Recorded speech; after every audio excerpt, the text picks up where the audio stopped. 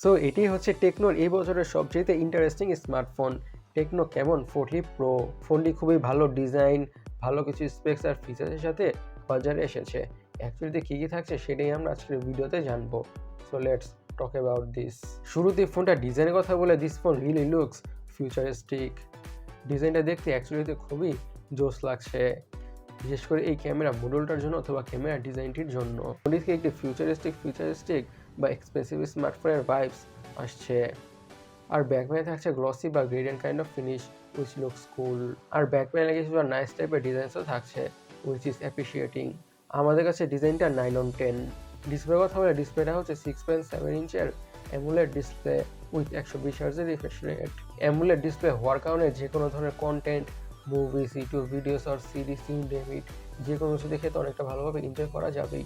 আর যেহেতু থাকছে 120 হার্টজের রিফ্রেশ রেট, তাই স্ক্রোলিং করে, ব্রাউজিং করে, গেমিং করে, যে কোনো ধরনের টাস্ক পারফর্ম করে তো স্মুথনেসের ফিল তো পাওয়া যাবেই, সেটা আমরা জানি অবভিয়াস থিংই।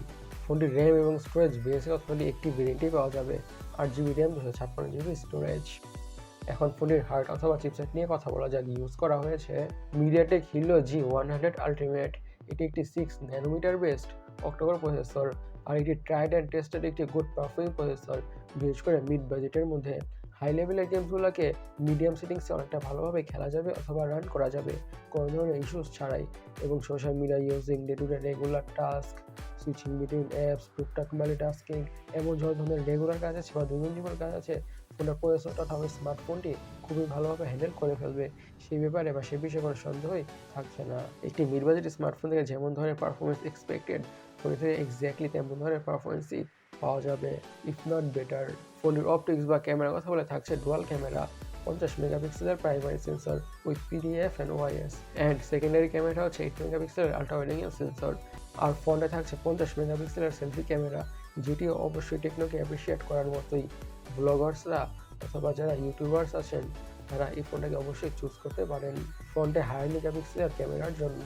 আর ভিডিও রেকর্ডের কথা বলে, ফোনটা দিয়ে অবশ্যই 4K 30 FPS এ ভিডিও রেকর্ড বা শ্যুট করা যাবে, হুইচ ইজ গুড। ফোনটি দেওয়া থাকছে ডুয়াল স্টোরেজ স্পিকার্স।